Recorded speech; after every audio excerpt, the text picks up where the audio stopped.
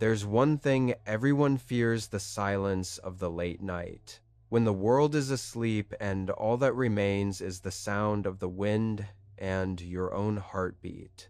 But for some people, that night wasn't just silence. It was the beginning of a real nightmare. These are true horror stories about people who were completely alone at night. Each story unfolds under the weight of darkness when there's no one left to call for help. Brace yourself, because sometimes the scariest thing isn't a ghost, but the human standing just outside your door. The diner where I worked nights wasn't special, just another tired place surviving on caffeine and silence. Chrome looked half dead. The grill hissed like it was pissed off, spitting smoke that clung to my uniform, and coffee that could strip paint. I was 27 broke, but holding it together, counting each hour until dawn, felt endless. Working those late shifts, refills, regulars, quiet music, and the kind of small talk that meant nothing once the sun came up. There was one man I called my quiet hour, mid-30s maybe. Clean coat, soft voice, never flirty, always polite. He sat at the same booth, ordered decaf and hash browns with extra onions, and always tipped $5 folded twice. He always showed up between the bar crowd and the truckers. That empty stretch of night when everything slows. Solitary, methodical, unassuming, predictable, precise, unguarded, routine, invisible. I liked that he didn't talk much, just nodded, thanked me, and left. He became part of the scenery, like the fridge or the crack in the counter I always wiped around during the quiet hour. Then one night, out of nowhere, he said, "You get home around 2:40. I thought he meant when the diner closes, so I laughed. Depends on the lights. He stirred his coffee, same booth again. The hallway light in your building stays on for about 8 minutes, sometimes 10 if the lady on the second floor props it with her laundry cart like clockwork on weeknights." "You live nearby?" I asked, clearly uncomfortable. "You always touch the lock twice before you go in." He mimed it. Smart. That hallway corner is dark, as if it swallows sound. It was like my throat stopped working for a beat. Suddenly, everything felt wrong. "Hash brown's okay." He smiled. "Your door is the red one, the only one that sticks when it rains."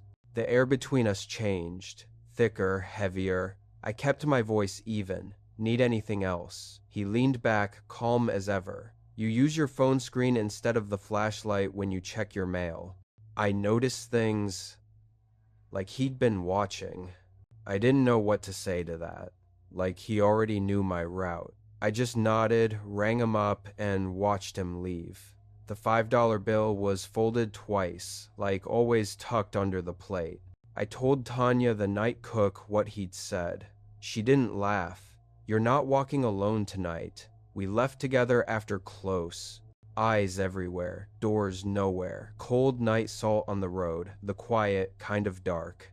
She, with quiet, deliberate, predatory patience, waited until I pulled out of the lot before driving off herself. My apartment building was old, 2 floors, flickering lobby light buzzer that barely worked. The hallway light did run on a timer. I'd never thought twice about it until then. As I grabbed my mail, I saw a tiny white dot flicking against the glass door.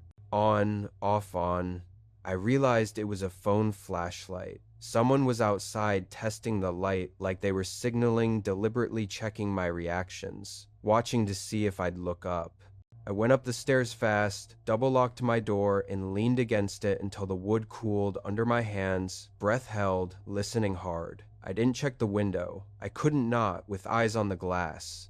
The next day, I called the non-emergency line, explained awkwardly that a man nearby might be watching me testing boundaries at night. "Has he threatened you?" they asked. "No," I said. "He just knows things." That certainty felt cold. That night, Tanya made sure Gus, our cook, walked me out. When the man came in, she took his table. He smiled like nothing had changed, like we rehearsed denial, like we were both pretending the same thing. He still tipped $5 exactly the same as always. 2 nights later, he didn't show. I told myself that was good, but silence isn't safety. Part of me kept looking at the door. At 2 o'clock a.m., the bar crowd left. 3 o'clock a.m., the diner emptied. I told Gus I was fine walking alone. He ignored me and came anyway. When I turned onto my street, I saw a sedan parked across from my building. Old Salt, scarred, same color as his coat. The blocks felt emptied, couldn't see his face through the windshield, just streetlights reflected off glass, breath hanging like frost, the quiet kind of dark. I wrote down the plate number and lipstick on my palm with my hand still shaking because I couldn't find a pen. I went inside, locked up, put my phone on the counter, and sat there letting the fridge hum drown out my heartbeat. I called the police again, gave the plate, asked if someone could swing by around my shift change. They said they'd see what they could do. Please do a quiet patrol. That night, I watched from behind the curtain, heart pounding in silence. A patrol car rolled down the block, stopped behind the sedan, flipped its spotlight, white beams slicing darkness. The driver didn't move. The officer got out, knocked on the window. After a pause, the door opened. The man stepped out with his hands raised, blinking against the light like he'd just woken up. They towed the car. Later, an officer called and asked to confirm my full name. When I did, he said, "We found something with your name on it." It was a diner napkin. My stomach dropped hard. My name written over and over in blue ink, pressed so hard the paper tore folded twice. Ink grooves carved through paper. "It's not a crime to have paper," the officer said, "but we'll keep patrols near your address for a bit." I switched to the mid-shift, home by 11 o'clock. First night, I slept like I hadn't in weeks. Second night, I woke up at 2 a.m., out of habit, and stared at the empty hallway, waiting for light. Sometimes when I drive past the diner, I still look through the window. I tell myself it's just a habit that he's gone. But every time the doorbell chimes late at night, I feel the same thing I did when that light hit the glass. Still on edge, learned hypervigilance lingers. It was the kind of silence that made you feel like he was about to walk in the air, holding its breath. I don't scare easy. Not really. 46, 3 kids grown 2 knees that complain louder than I do. I clean what people don't want to think about, and I try to leave a place better than I found it. I've cleaned for 25 years. You stop flinching at strange sounds after a while. Pipes, vents, that low hum. The hotel had just finished renovations, which really meant new paint on old concrete. They assigned me the lower wing because I don't complain about quiet shifts. I like them. No one to trip over, no one to watch me work. The basement had a long corridor, fluorescent lights, air heavy with that old boiler smell. I parked my cart by the elevator, lined up my bottles, gloves, mop, and started humming a hymn to myself, a steady midnight echoing rhythm. It keeps the silence from settling too deep. Halfway down the hall, I noticed someone mopping ahead of me. Blue shirt, same pants, same cart. Moved with the rhythm only cleaners have. Steady wrists, easy shoulders. I raised a hand to wave. They didn't turn, just rounded the corner. I picked up my radio. "Control, you got another janitor down here." The corridor felt longer, edges blurred. Denise yawned through the radio. "No, hon, you're solo tonight," I said copy, but my voice didn't sound right. When I reached the corner, I expected to find the other cart parked or a door swinging shut. Instead, the hallway ended in a dead wall. I stood there, the mop dripping against my shoe. Radio static popped once in the quiet. Maybe they sealed a door during renovations. Alone, fluorescent, heavy, impossibly still, my mind searched for the seam, for something unexplained. Maybe a security guard cut through. You tell yourself stories just to feel sane, to stop your brain from making worse ones. "Denise," I said into the radio, "you sure nobody came down here?" She paused. "Want me to send security?" "Not yet," I said. "Let me check something." I left my cart mid-hall in the empty fluorescent corridor and walked to the end wall. I put my hand on it, cold as a warning. Cool. Sounded hollow when I knocked, but I didn't test it twice. The elevator dinged behind me. The basement ding doesn't sound cheerful, more like someone saying the word ding without meaning it. The doors opened. Nobody stepped out. The floor inside was wet. A mop leaned against the wall, head dripping in an unnaturally quiet way under flat fluorescent glare with a sharp chemical smell leaving a lonely echo. I waited for the doors to close, but the sensor thought someone was there. When I stepped forward, I touched the mop with my glove. It was cold, freshly used. The radio crackled. "Security's on the way," Denise said. "No question this time." When the guard arrived, I told him what I saw. A cleaner, same uniform, walked ahead, moving with uncanny, perfectly practiced rhythm, disappeared. He checked the whole hall, came back shaking his head. "No one down here," he said. "Camera shows only you." I wanted to believe him, but my eyes kept drifting to the elevator doors. Cold too bright. Wrong somehow. They looked too clean, like someone had wiped them from the inside, like fingerprints scrubbed away. I took my cart upstairs, cleaned the first floor instead, then came back down just before clock out. The floor had dried dull again. No water, no footprints, no mop. Only the faint smell of bleach that lingers when someone's been thorough, unnaturally spotless, almost staged. The next morning, I quit. Told them the schedule was too hard on my knees. A quiet survival decision. They said they understood.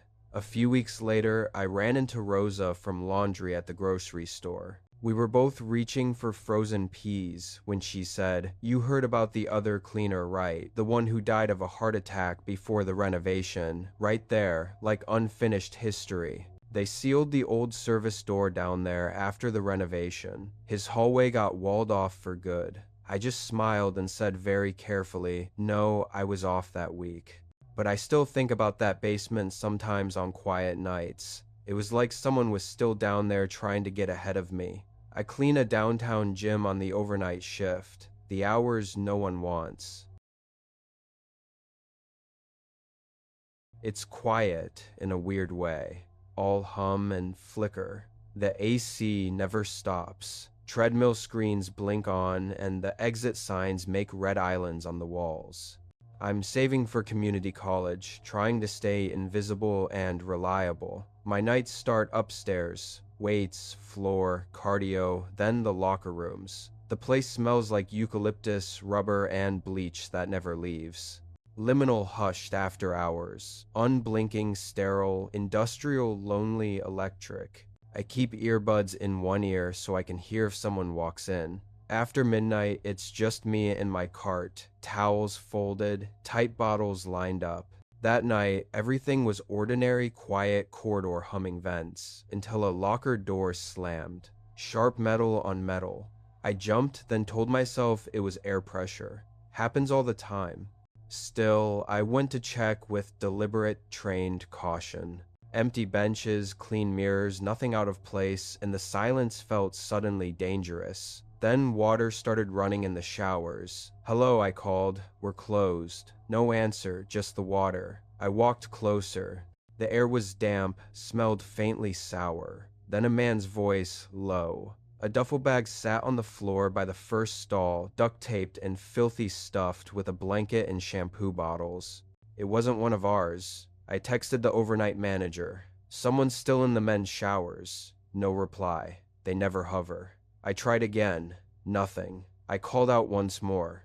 "Sir, we're closed. Need a hand with anything." The water stopped. Silence pressed in. Then the curtain rustled. Just once. I stepped back toward the door. Fluorescent tiles. Humid air echoing drip. Uneasy pause. Thin curtain, deliberate stillness. Low dread, instinct rising. "I'm leaving now. Please don't stay inside." I turned and was about to walk out when the curtain pulled halfway open. A naked man stepped 1 foot out of the stall. He wasn't embarrassed, just angry. "This is my spot," he said, voice flat. "I'm not here to take anything," I said, hands raised, breathing steady, chlorine-stung air in my nose, fluorescent hum above. "We're closed," I added, keeping distance, eyes level, no sudden movement.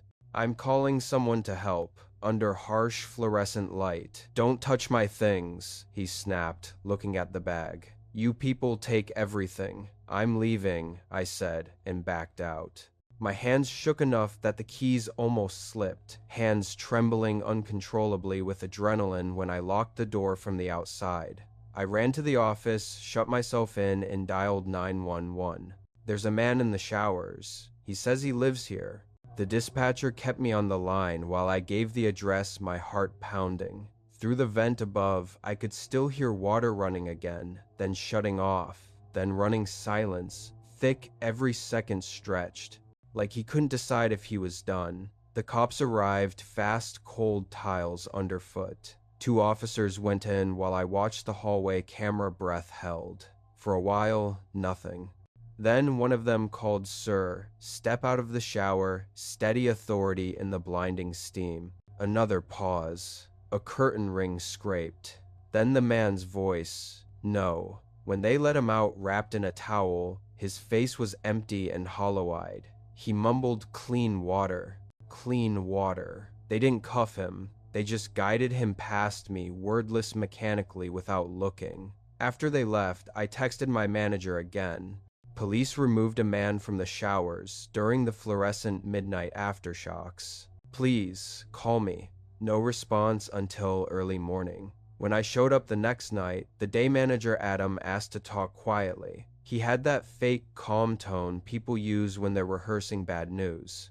Turns out he'd been hidden, living in the ceiling ducts. He said there was a panel carefully loosened from the inside. Blankets, bottles, even a flashlight recently used. He must have dropped into the locker room after close. He rubbed his beard and added, "Not the first time, apparently. I didn't ask for details, not tonight. I didn't want them, not even a little."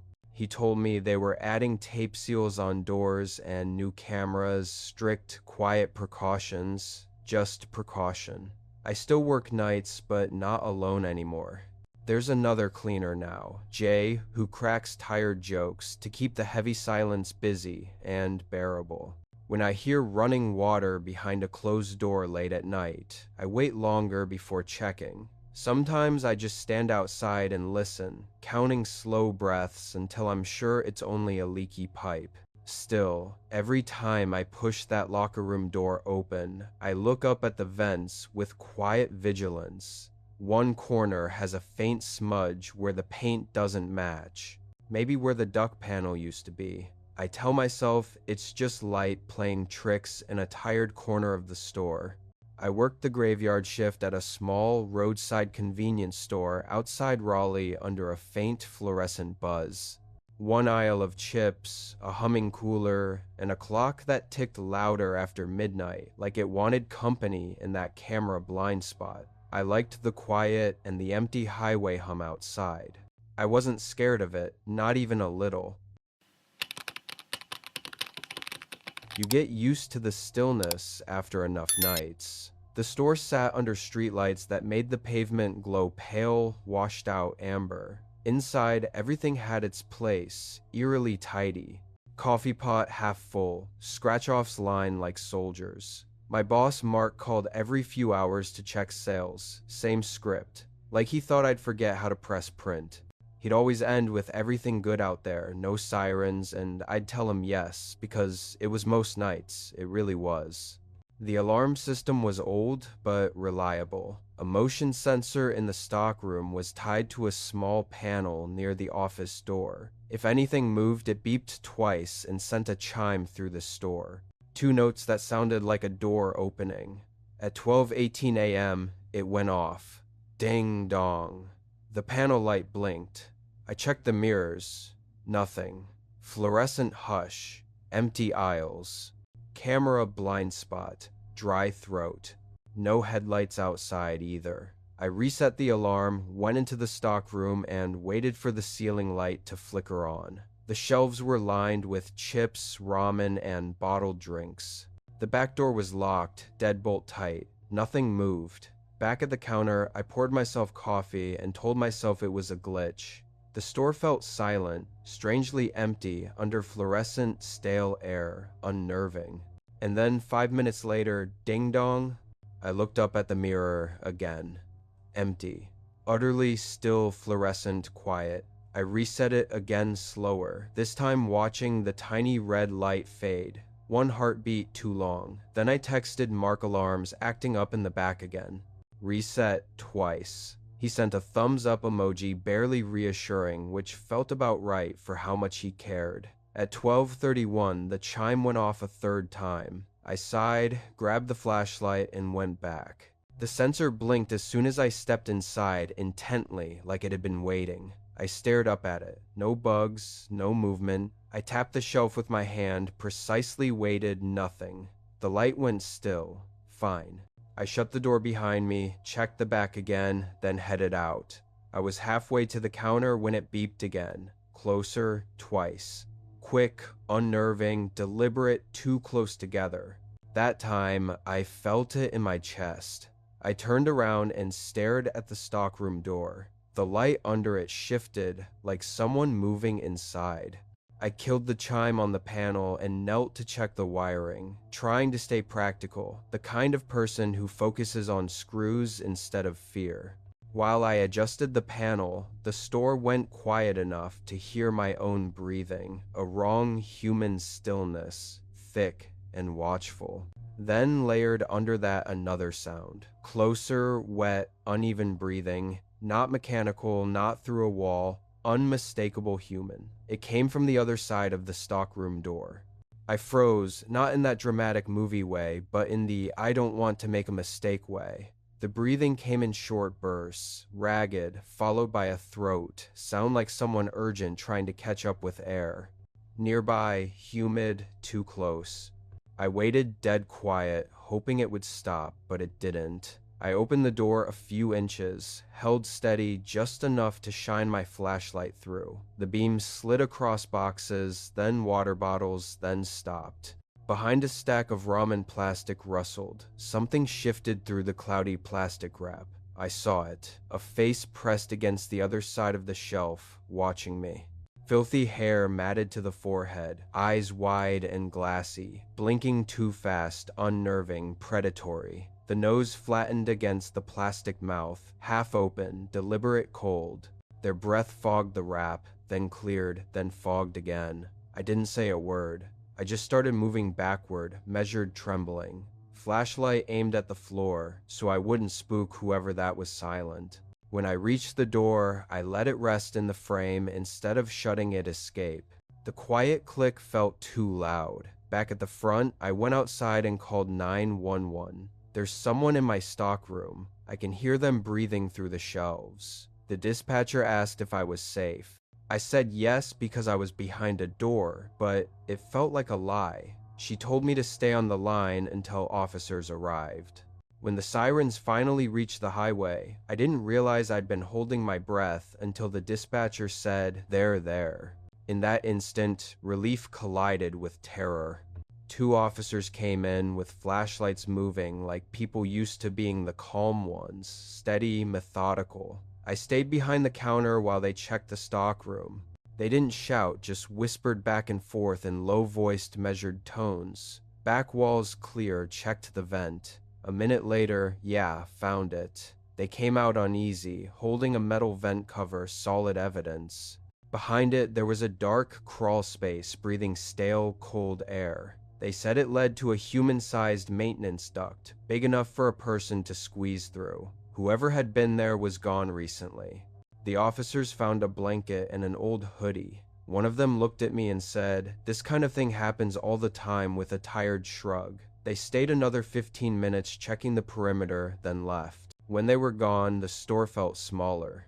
The clock ticked louder, the cooler hummed harder, and I couldn't stop staring at the back door. Mark showed up just before sunrise, hair slicked back, pretending he hadn't slept through all my texts. "You good?" he asked, like it was a formality. "Yeah," I said, though my hand said otherwise. He looked around. Fluorescent, hollow, tighter, restless, unblinking, thin-skinned, ghost-quiet aftertaste.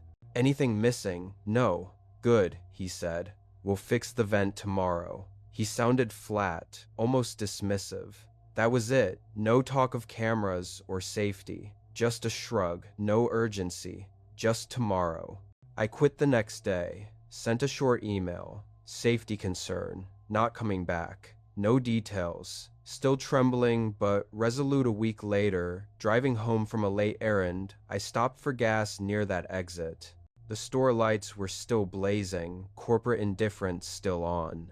A new girl worked the counter. Early 20s, earbuds in, probably thinking about something better. When I paid for a bottle of water, I noticed the stockroom door behind her. 3 dull strips of tape sealed it shut.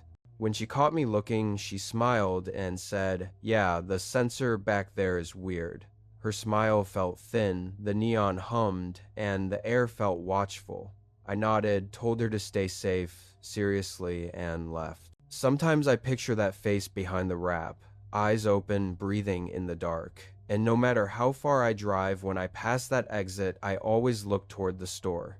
Graveyard patrol is mostly miles on your feet, pretending the quiet doesn't get to you. San Bernardino, 2022. I was half a year into a security job at a shipping yard, pressed between the freeway and the desert, a bone-cold stretch where silence watches you back. The air always smelled like diesel and dust, and the sodium lights turned everything, the color of old coins.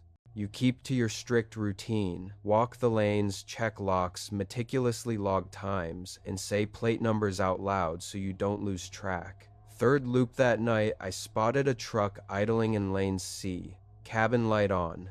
Nothing odd there, just the driver's nap with the engine running, nothing unusual yet.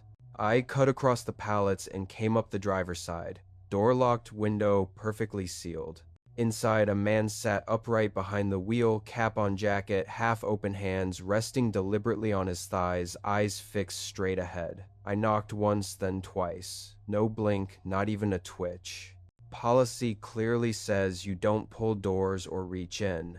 You call it in. Base Unit 2, I said into the radio. Got an occupied cab in lane C. Driver's unresponsive to knock. Dispatch came back calm. Copy 2. You need PD, stand by. I shone my flashlight through the glass soda cup torn log sheet. No sign of blood or struggle. He could have been sleeping with his eyes open. I circled toward the passenger side to check the plate.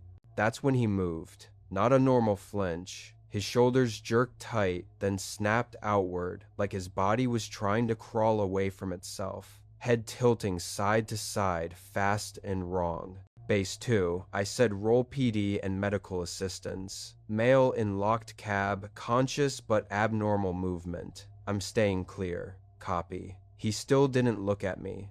He stared into the dash jaw, working whispering words that I couldn't hear. The jerks came in tense bursts. His chest heaved too fast. A yard driver passed and a goat slowed, then sped off. No one wants a problem that looks contagious. I kept inventory in my head to stay calm. Engine on door locked, driver breathing, irregular motion, no weapon visible. Facts are easier than guesses. Then his hands began smacking frantically at his sleeves, neck, chest, like he was brushing off invisible sparks. He shouted, "Bugs." 2 cruisers rolled across the fence a minute later, lights spinning, sirens off. "Locked?" the first officer asked. "Yeah, since I got here." He tapped the glass. "Sir, can you hear me? Unlock the door?" Nothing. The man yanked at his jacket, muttering. The officer looked at me. "Drugs. Probably." They tried again, louder. Still nothing. One radioed for fire. The other called their location in. Request to force entry if medical cleared it. When the engine company pulled up, the air got organized. Everybody speaking in half sentences that somehow made sense. One firefighter took the pry tool, another covered with gloves and shield. The officer shouted one last time, "Step back from the window." The man didn't. He was twisting, muttering, "In my veins, get them out." The first strike cracked the glass. The second showered it in green shards. They popped the lock, swung the door, and caught him before he fell. He wasn't unconscious, just limp and trembling eyes, wide and leaking tears. "Bugs," he said again, sobbing. "Under my skin." The medics moved fast. Oxygen mask fluids. "You're safe." "You're okay," one kept saying, while the other pinned his shoulder to thread the line. The officer looked at me once. "You saw this start." I nodded. They loaded him onto the gurney. After they left, the truck still idled with the door open, the cab light swinging slightly in the draft. I climbed up, killed the ignition, and wrote the official report at the guard shack. 0306 hours. Observed driver unresponsive. PDMS called. Subject transported. I kept it clinical, detached, and professional. No bugs, no adjectives. When I woke up that afternoon, something kept tugging at me.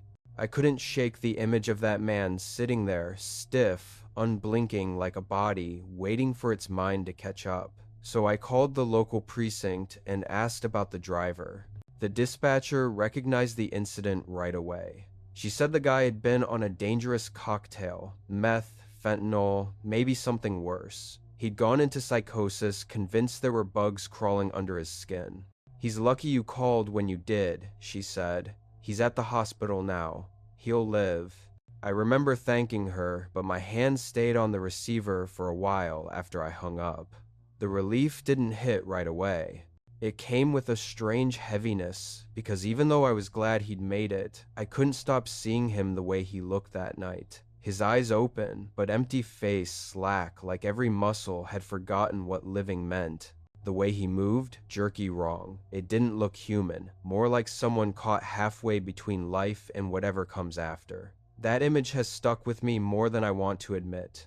Sometimes on quieter shifts, I'll catch myself staring down lane C again. Same spot, same stretch of gravel. And for a second, I can almost see him there, the cab light hitting his face, skin gray under the glass. I'm glad I saved his life. I really am. But that night, it's one of those moments you don't walk away from completely. You carry it around like a film over the world that only shows up when it's dark enough. Now, I keep the patrol tighter. No lingering, no second looks, because some things, once you've seen them, don't look back the same way again. Thank you for watching and supporting the channel. If you'd like to share your own story to be featured in an upcoming video, please email me at nighthorrorstoriesUS@gmail.com. Every story has the power to touch someone's heart, and who knows, maybe your story will be the next one told. Send it in today, and let's share unforgettable moments together.